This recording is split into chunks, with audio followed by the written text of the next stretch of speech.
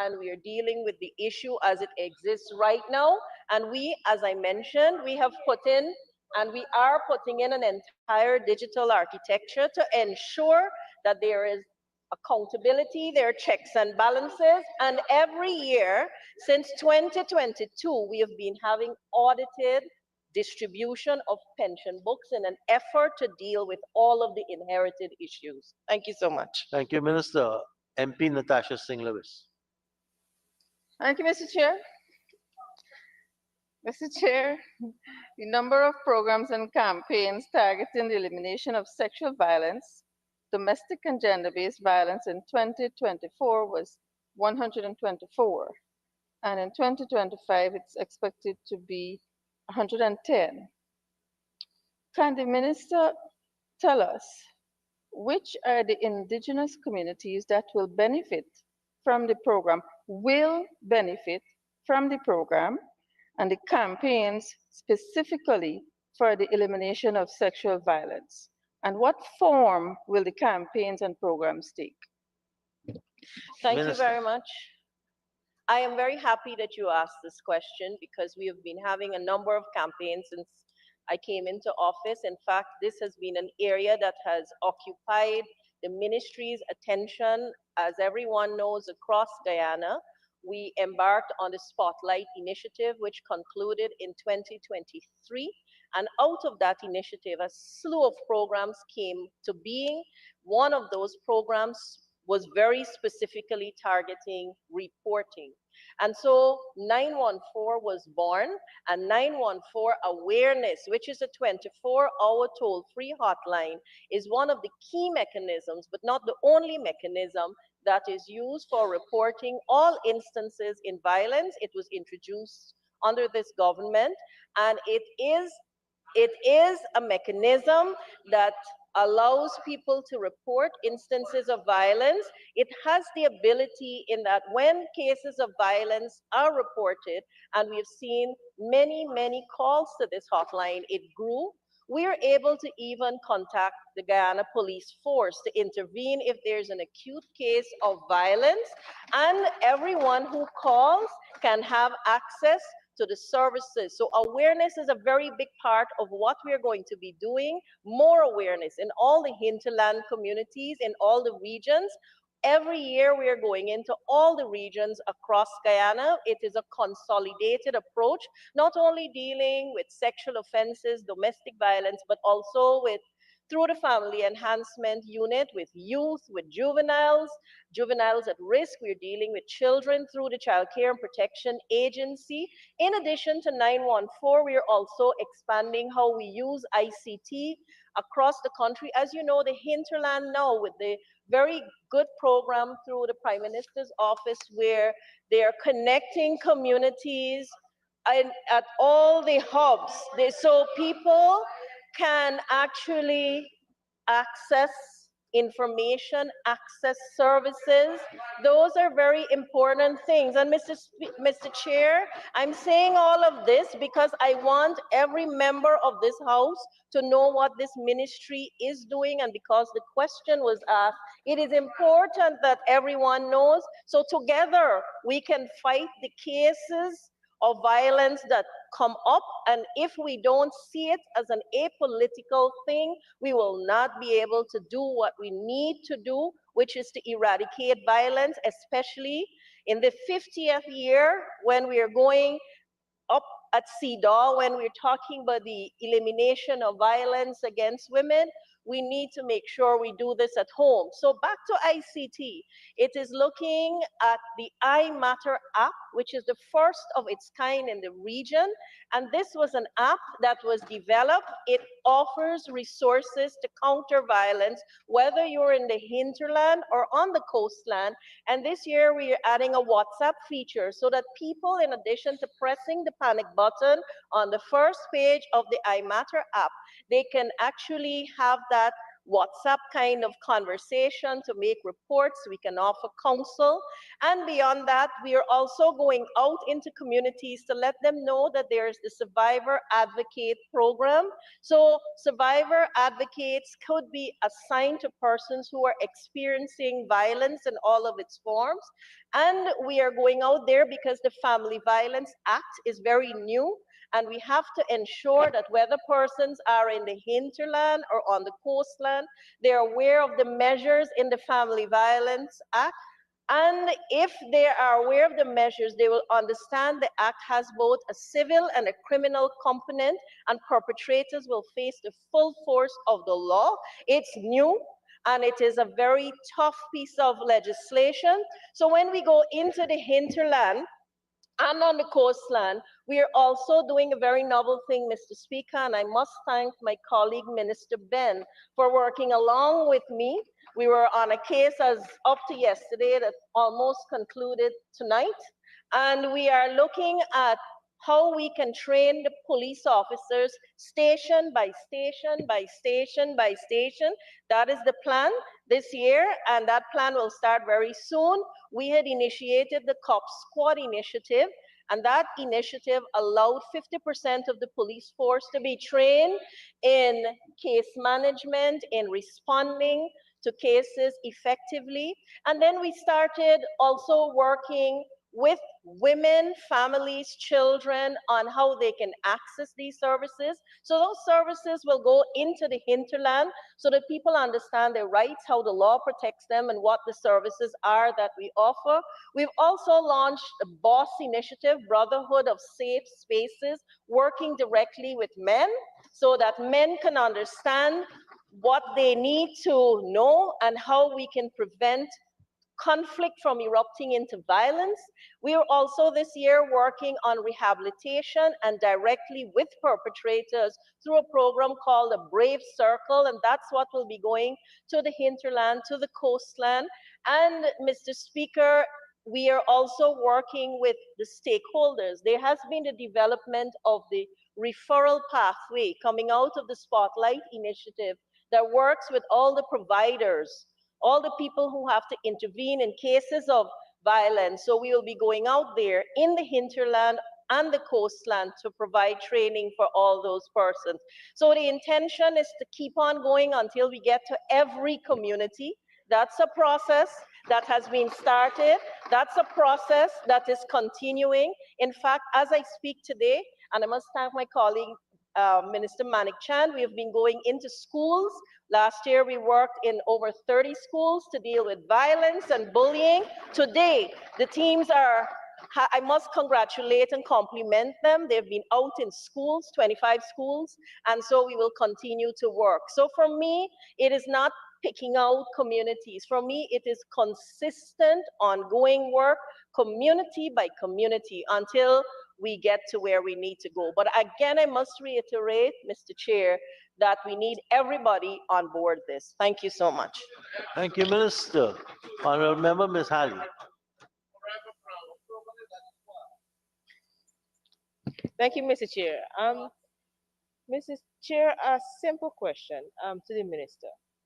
What should one expect when they call the 914 number? Thank you, Mr. Chair. I think you would have an answer based on what your question is. I mean, that'd be the simple, somebody to answer the phone and an answer to whatever you're asking. So unless the person can say what the question is. Okay, so if Ms. somebody's Halley? calling, thank you, Mr. Chair. So if somebody's calling that there is an attack, a domestic violence issue, and they pick up the phone and call 914, what should they expect from the person who is answering that call? Minister. Thank you, Mr. Chair. All the officers who are manning the 914 hotline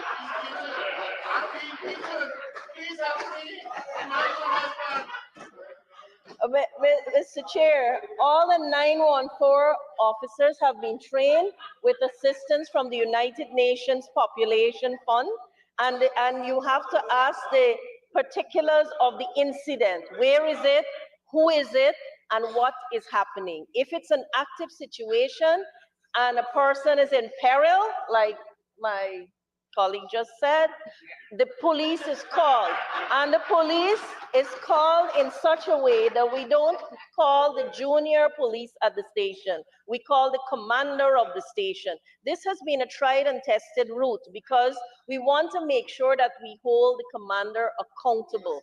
And so once the commander is called, the police, they're expected to turn up.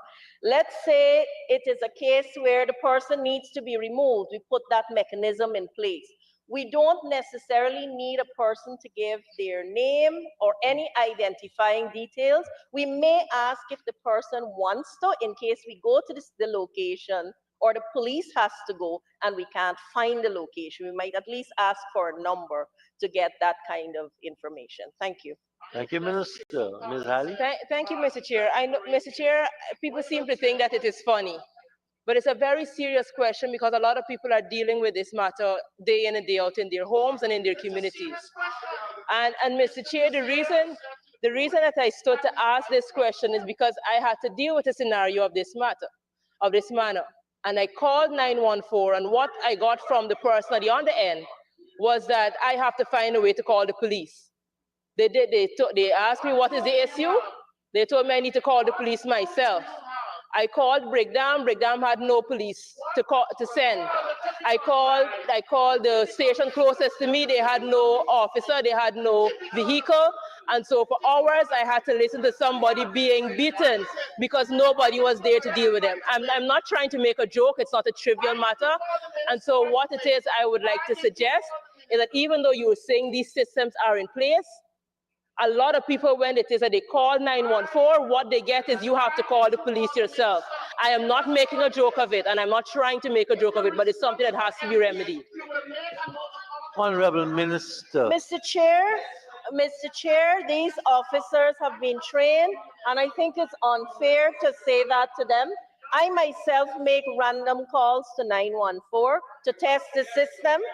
And I've been doing that since it started. In the first year and a half when it started, the final call was to me. If at that time when we initially started the hotline, it was not going the way it was intended, I was the final call, so then I would have to call the police myself. I would have to wake up my cabinet colleague or the commissioner of police myself. That was how we got to where we are now. And I want to say that we must treat this seriously. And if we make light of this, Let's hear the minister, please. I'm sorry? Go ahead. Serving you. If we make light of this, we are telling people not to have confidence in something that can help them. Mr. Speaker, this is exactly what I am very, very disturbed about, because when we start to make these kinds of comments and assertions, this is how people get help, by calling a hotline. So, Mr. Speaker, I think I have no problems with recommendations, and I take the members' recommendations seriously, but I'm very, very hopeful that it is a genuine one, because if there is an issue, I am the first one to try and reach out and ensure that issue is resolved. But we must encourage people to use this reporting mechanism because it has helped a lot of people. Thank you, Minister. The Honorable Member, Natasha Singh Lewis. Thank you, Mr. Chair. Mr. Chair, I want to join the minister in saying this is not an issue that we should politicize. But it's not a statement. Do you have a question for I the have a minister? question, sir. Yes, please. If a woman calls that is being abused in that moment, and the 914 person that answers says, call the police, and that was done with no response from the police, what then should happen? Thank you. Very good. Mr. Chair, the woman would not have to call the police because the 914 operator would call the police. Honorable Member, Ms. Lawrence. Thank you, Mr. Chair. Honorable Minister, may I turn your attention to Volume 2, page 165, your indicators. And I'm looking at number 5, number of elderly residential facilities meeting minimum operating standards. You had 0 in 2024, and you said you were targeting 1 in 2025.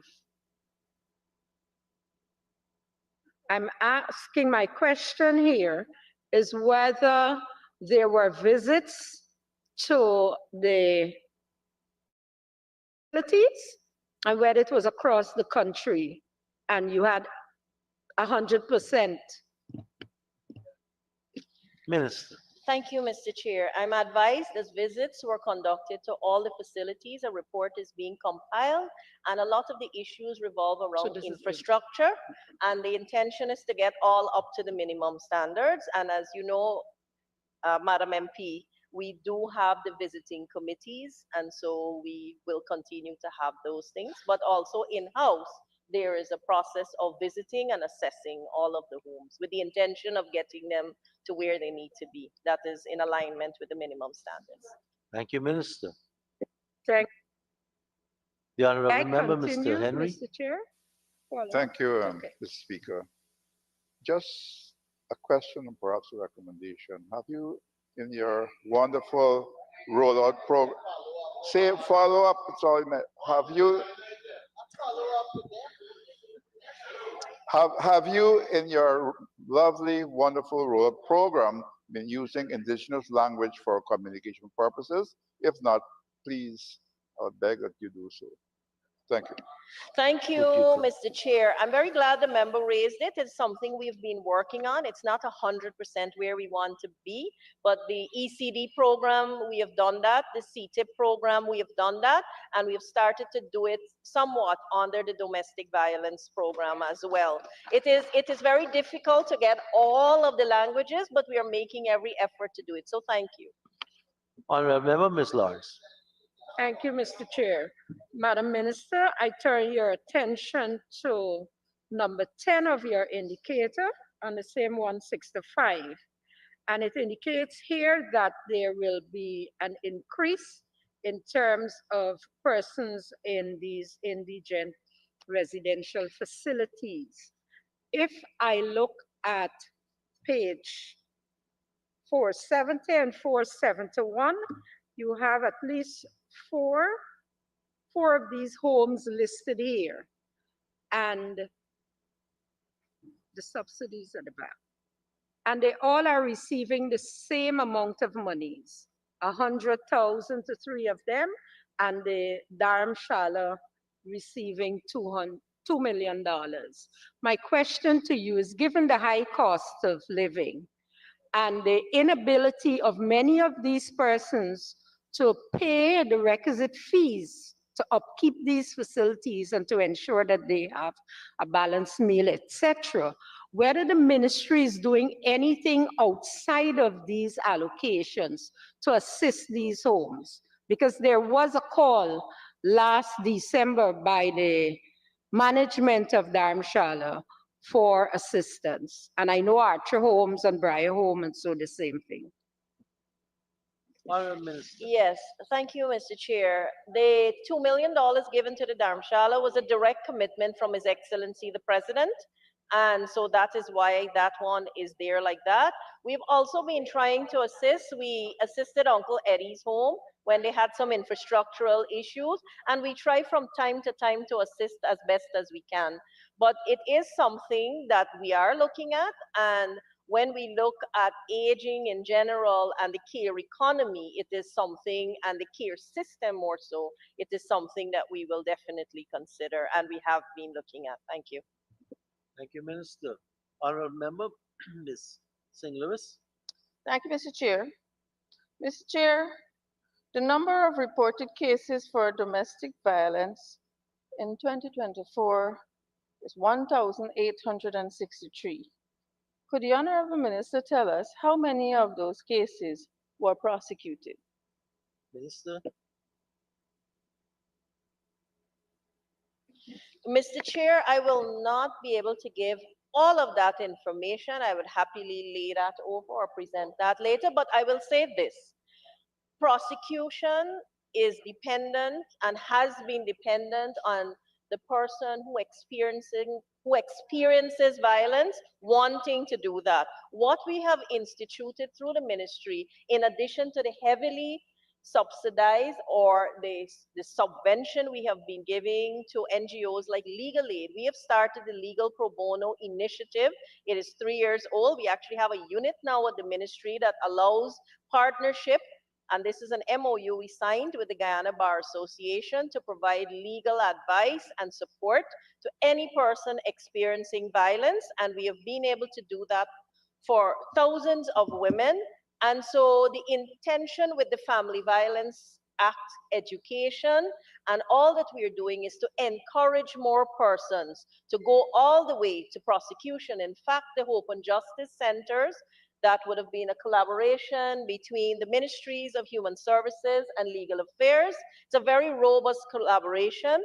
In those Hope and Justice Centers, one in Region 3, one in Region 4, we have attorneys placed there at all times to ensure that persons have access to legal recourse. And so this is the kind of thing that we have to keep strengthening so that we increase the rate of prosecution. thank you, Minister. Honorable Member, Thank you, Mr. St. Louis. Chair. Mr. Chair, there are a number of reported cases for trafficking in persons. I think it's stated as 34. How many of these cases were prosecuted in 2024? Minister,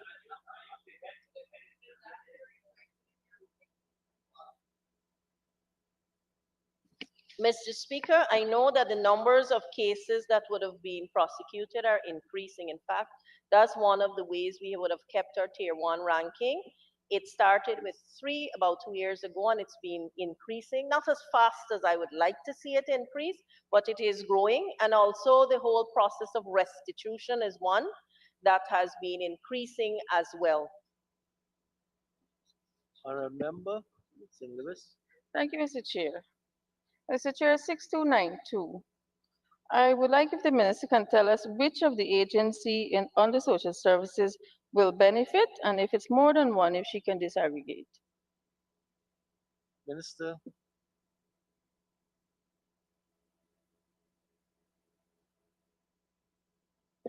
Thank you. Yes, I can tell you the homes that will benefit are the Palms, the Mahaika Hospital, the Night Shelter, the Hugo Chavez Rehab and Reintegration Center. Our DV shelters, you will appreciate why I will not say where they are for all the obvious reasons. Our tip shelters, and the same thing I will tell you, but I will say to you, I can give you the cost for what I wouldn't say where they are. I can tell you the Palms will get 57,232,000. The Mahaika Hospital will get 7,387,600. And then you will have Night Shelter getting 41,756,000. And the Night Shelter will for the first time have its own kitchen to prepare meals for those residents who are there. And the Hugo Chavez Rehab Center will get 36,500,000. Our shelters will all get 1.8 plus million dollars. And the tip shelters will range between 2.9 to 1.4 million plus dollars each. thank you, Minister. A follow-up Member St. question Louis. from a chair. Could the minister, I understand that you can't say where, but can you tell us how many shelters for domestic violence and how many shelters do you have for trafficking in persons and which regions they're in? Minister, So I can tell you how many, but I can't tell you anything else for, again, all the obvious reasons. And so we have 4 DV shelters, 3 tip shelters, and that has been an increase from what I came in and met. We have done new shelters as well, and we have rehabbed the other shelters.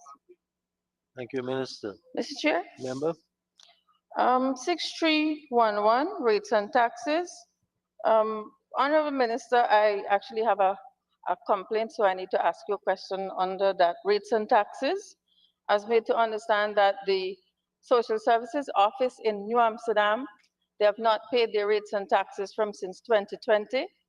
And so I am asking if there is any provision under this sum to pay that. Minister,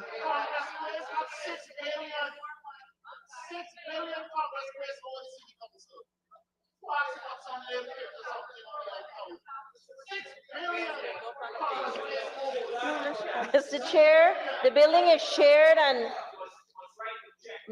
I will just say that the building is shared and we should be moving to a new building in New Amsterdam. Member St. Louis. Mr. Chair, thank you. I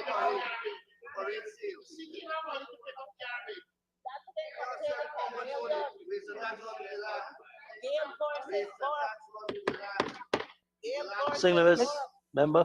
I can hardly hear myself, Mr. Speaker. Sir, 6302. How many departments under social services will benefit and how much is allocated to each agency? This is training, I believe.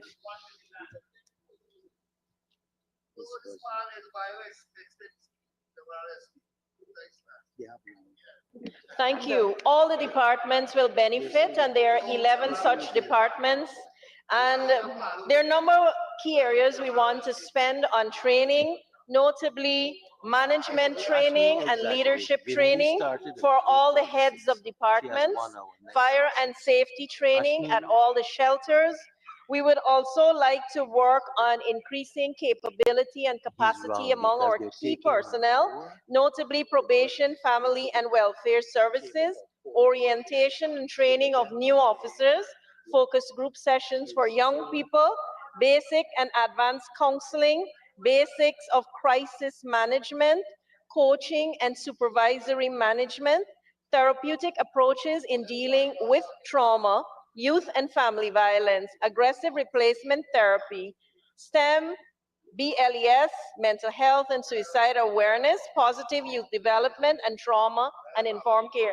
In fact, one of the things we are planning to do, especially for our staff members across the ministry, is to utilize the Coursera platform, which has been utilized by the Ministry of Human Services since 2021 to ensure that they have access to core developmental courses as part of our overall capacity building for all the staff of the Ministry of Human Services. We are also focused on training our LBGs through the Social Security Unit. At Guyana Women's Leadership Institute, we are doing a series of programs. And the thing about it, we are training persons in 113 courses. And that is key. Mr. Speaker, we are adding a number of courses that are diverse. And one of the things I want to say is that we don't only offer training for the WIN program, we offer training for the Empower program, which is focused on men. So they have the same access to the programs that the women have. So it's both in-person and online training that all these persons will benefit from. The Palms Geriatric Facility will have special training in body mechanics refresher courses. And one of the key things which we do have to report on is the area of gender mainstreaming. So there's a series of courses that would happen, gender and development training and capacity building for regional and local leaders, community-based groups, training the inter-ministry committee, training for the gender focal points, training for senior public officers, media operators, policymakers in contemporary gender relations in Guyana, sensitization session, I was asked, with members of the Guyana Police Force and the community policing groups of Guyana, gender responsive budgeting. We've started already to do some training in that. Women in leadership and governance, staff development, shared roles training, grassroots men's forum, training And awareness sessions will continue for barbers, DJs, taxi drivers, bartenders, sports personalities. And if we turn our attention to the Hugo Chavez Center for Rehab and Reintegration, we are offering training that will benefit the staff so that they can deal with things like substance abuse, anger management, mental health awareness, self-esteem, and empowerment workshops.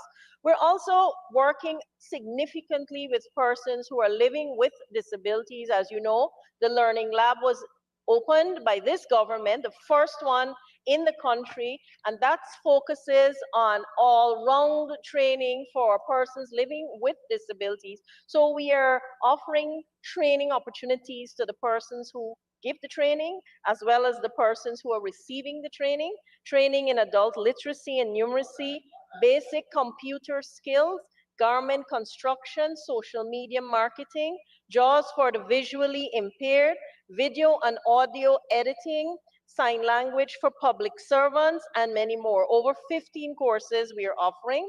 For the night shelter, there are lots of persons there who would have experienced addiction, and because of the tremendous work that is happening at the night shelter, we're also focusing on ensuring not only the persons who give the training at the night shelter or the persons who are responsible for the night shelter have, but also that those persons who are resident at the night shelter can benefit from training offered by the government of Guyana through BIT, WIN, and all the programs. So programs include substance abuse, HIV and AIDS, empowerment, conflict resolution, record keeping, fire drill, keeping law and order workshop.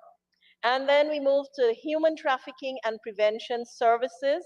So we're doing anti-tip training for CID officers, police inspectors, surgeons, traffic ranks, pretty much the police force, foreign affairs officer, NAP secretariat, local government authorities, food and drug inspectors, private sector, nurses, teachers, magistrates, medical practitioners, miners and loggers, media personnel, civil society, prosecutors, forestry officers, transport officers, labor, occupational health and safety officers, GDF officers, Geology and Mines Commission officers, Custom and Law Enforcement officers, translators, remigrants, fire officers. Getting the gist? And the last, okay, I'm glad. And the last category is the Sexual Offenses and Domestic Violence Unit. And this will involve a number of training programs, including that for social workers, community workers, to SHOWs, village counselors, parents, teachers association, survivors, advocates, and the list goes on and on. Honorable Member St. Louis. Thank you, Mr. Chair. I want to believe that you're training the whole of Guyana. But, Minister, we've read the 2023 Auditor General report, and I want to ask a specific question. Does the ministry have a monitoring and evaluation unit that will be able to monitor this so that we can have value for money? Minister. Mr. Chair, I inherited a ministry that didn't have anything to monitor anything. So one of the first things I decided to do under the IDB project is to set up a monitoring and evaluation unit and a research unit. And so that will materialize this year as the IDB project comes to a conclusion on various aspects. I think it is important to have internal monitoring and evaluation, and that is why there has been that direction that we have taken to ensure that an M&E unit is set up at the ministry. Thank you, Minister. Honorable members, I now put the question that the sum stated for Program 392, Social Services Current Expenditure, stands part of the estimates. Those in favor say aye. Those against say no. Ayes have it. The sum stated now stands part of the estimates. Honorable members, pages 192 and 193. And I propose the question that the sum stated for Program 393, Current Expenditure, stands part of the estimates. The Honorable Member Natasha St. Louis. Thank you, Mr. Chair. Mr. Chair, I just have one question, perhaps a follow-up after. The number of cases of child abuse reported in 2024 is 4,032, and the target for 2025 is 4,000. Could the minister tell us what are the systems in place to help to eradicate child abuse in Guyana? Honorable Minister. Thank you, Mr. Chair. Child abuse has been something that has existed for many years, and there would have been thousands of cases of child abuse that would have existed prior to this. And why we have deliberately put less, no one can predict cases of child abuse. I would like to think one day in our country we will wake up and there will be no cases of child abuse, but it exists. And so the systems are in place for it. First of all, there's a hotline. The Child Care and Protection Agency has its own hotline, and there's also the 914 hotline to report cases.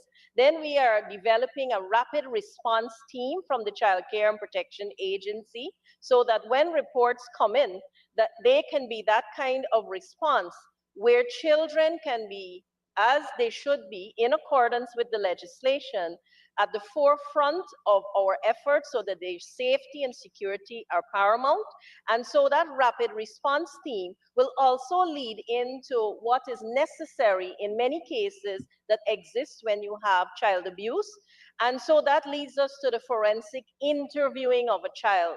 That is an essential part of dealing and responding to matters of child abuse. And so we have increased the number of child advocacy centers. This is a partnership with ChildLink and Blossom, and this partnership is heavily subsidized by the government with over $140 million at least between the two agencies. So in addition to what happens there with the forensic interviews, we are also opening our own forensic interview unit, and that will be based in Region 3. It's the first time for our country, and so this is part of the IDB project as well.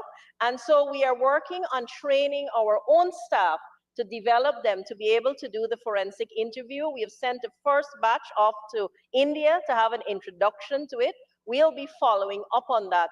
But a part of what we do also involves the aftermath of trauma. So we have to deal with post-trauma counseling. And so there will be more efforts to develop that, because in addition to what is done with the collaboration, more needs to be done, because you cannot only do one or two sessions. You have to do a series of sessions to get that child anywhere that they need to be, and it needs to be continuous. So much effort will be placed on that.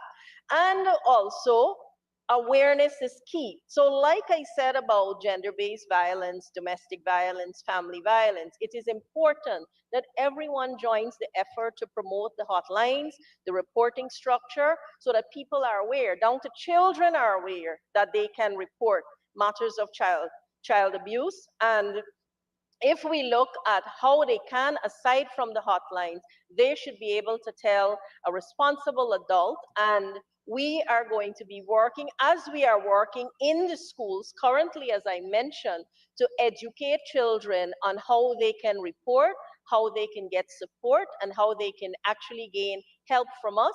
We have our children's homes. We have a children's visiting committee that will also work with the homes outside the state care homes.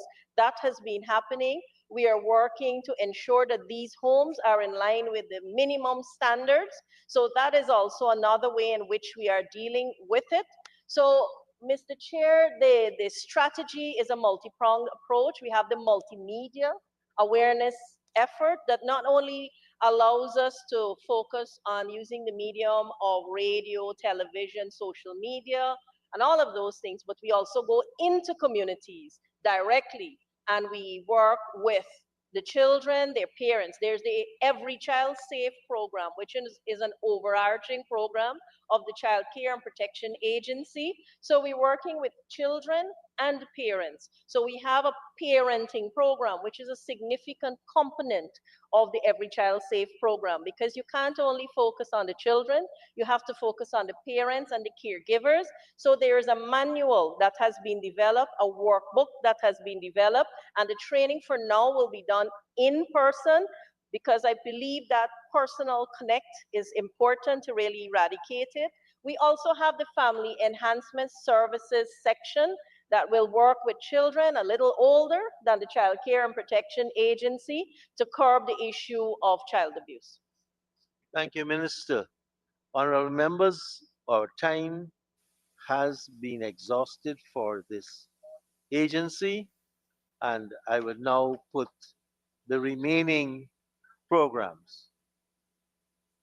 I now put the question that the sum stated for program 393 current, 391 capital, 392 capital, 393 capital, that these sums now stand part of the estimate. Those in favor say aye. Those against say no. Ayes have it. These sums now stand part of the estimates. Thank you very much, Honorable Minister and your staff, for taking us through your agency. Let us invite the Honorable Minister